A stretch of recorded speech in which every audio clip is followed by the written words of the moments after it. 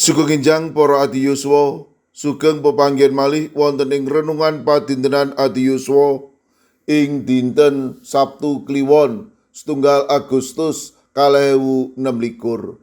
Sumangga dinten punika kita nampeni jejer veteran. Para adi yuswa, dinten punika wiwitanipun wulan Agustus, wulan kamardikan. Ing wiwitanipun wulan Agustus, kita kaemutaken kalian para veteran. Lumantar kridaning para veteran lan para pejuang kamardikan, kita kaemutaken bilih kamardikan ingkang kita raosaken punika reginipun awis.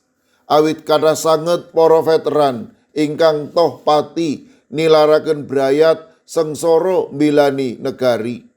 Nyata sanget veteran punika sampun maringaken bab ingkang sae, malah kepara toh pati kangge mbelani bangsa negari. Yohanes 11 ayat 13. Ora ana katresnan kang gedene ngluwi katresnaning wong kang ngetohake nyawane kanggo nglabuhi mitra-mitrane. Ing ayat punika ngemutaken katresnan ingkang paling ageng ingkang katindakaken dening Gusti Yesus lumantar kasedyanipun toh pati ing kajeng salib. Katresnan punika ugi sampun katindakaken dening para veteran. Gusti Yesus punika tulodo ingkang paling ageng kangge pangorbanan. Mekaten ugi para veteran. Milanipun kita tinimbalan boten namung ngraosaken kamardikan, nanging ugi ngajeni lan nerasaken semangatipun para veteran. Para adi yuswa, kangge kita minangka tiyang pitados, perjuangan para veteran ing kala semanten saged numusaken kita dados prajurit karohanen. Sami kalian prajurit ingkang fokus ing ayahan, kita ugi kaberek dados paseksinipun Gusti Yesus ingkang setya. Kamardikan ingkang sejati dite namung merdika secara raga, nanging merdika ing Gusti.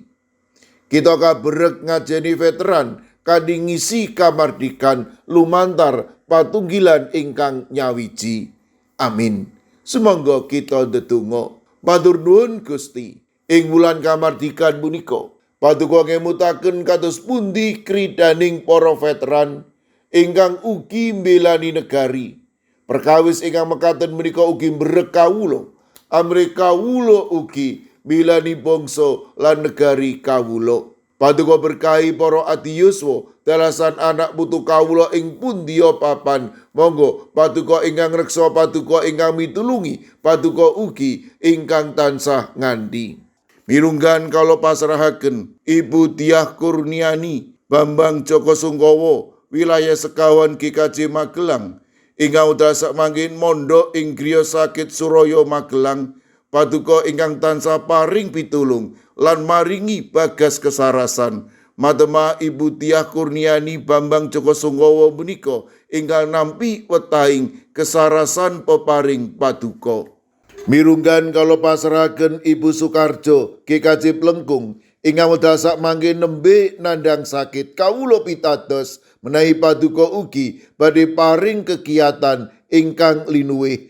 Kawula ugi masrahaken Bapak Pendeta Johan Budiman dalasan Ibu ingkang wedhasak mangke karimat wonten ing griya sakit Komodo Labuhan Bajo. Kawula pitados menawi paduka ugi badhe tansah paring kegiatan lan bagas kesarasan.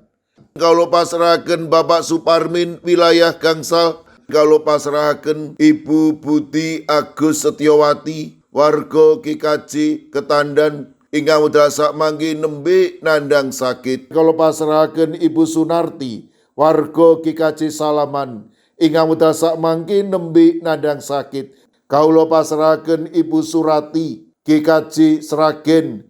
Sawetawis sedherek kawula ing GKJ Wedi, kawula pasrahaken Bapak Sudiat lan Bapak Ibu Danu Sutardi ingkang nembe nandhang sakit. Kawula pitados paduka ugi badhe ngagem menapa lan sinten kemawon amrih tetiganipun menika ingkang nampi wetahing kesarasan. Mirunggan kalau pasrahaken Ibu Agustono wilayah gangsal ingkang dasak mangke nembe nandhang sakit kawula pitados menawi paduka ugi badhe ngreksa lan paring pitulung matemah pikantuk wetahing kesarasan.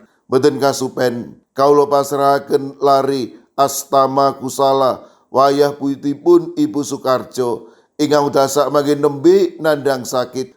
Sawetawis sedherek kawula inggih kajeng gondang winangun. Kawula pasrahaken Ibu Rusminah, Bapak Paryono, Ibu Suwarni, Bapak Karsono, Bapak Marsudi Raharjo, Ibu Lagimin, Bapak Suyatno, Ibu Menik Salio, Bapak Jarod Sukmono, sedherek Agus Supardiono. Sawetawis sedherek kawula inggih kajeng Magelang, Ibu Bambang HN, Ibu Sri Winanti, Mbak Cilik, Bapak Wiharto, Bapak Mangku, Ibu Pratiwi wonten ing pamulihan. Sawetawis sedherek kawula inggih kajeng Guntur Geni, Bapak Y Sudenal, Bapak Y Rasidal, Ibu Sartini, Bapak Ibu Supriyono, Ibu Joni, Ibu Daniel Suharyanto, Ibu Pratono, Bapak Stefanus Ngadiono. Kawula pasrahaken sedherek kawula ing Pugeran, Bapak Minto Taruno, Bapak Sugiri. Kawula pasrahaken sedherek kawula ing GKJ Telepok, Ibu Wiryo Sumarto, Bapak Yutam, Bapak Karyadi.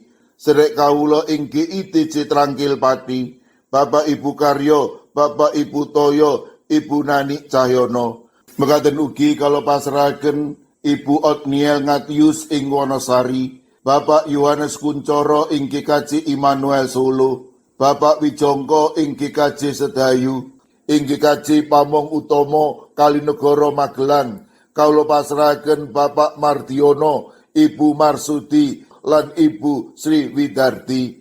Kawula pasrahaken Bapak Yohanes Mudadi ing GKJ Tuban. Kawula pasrahaken sedherek kawula ing GKJ Wonosobo, Bapak Yusuf Sunaryo. Sedherek kawula ing GKJ Gondang Winangun, Ibu Lasiem. Duh Gusti, kawula pasrahaken sinten kemawon ingkang wedhasak mangke nembe nandhang sakit lan ing pemulihan. Para adiyuswa ing pundiya papan, monggo paduka ingkang reksa, paduka ingkang mitulungi, matemah sedayanipun menika paduka kiyataken lan paduka paringi bagas kesarasan ingkang wetah. Kawula pasrahaken sedaya pandonga pasambat kawula wonten ing asta paduka Gusti kawula Yesus Kristus. Amin. Sumangga para adiyuswa kita tutup pepanggihan kita renungan padintenan adiyuswa kanthi ngrepekaken kidung. Sumangga.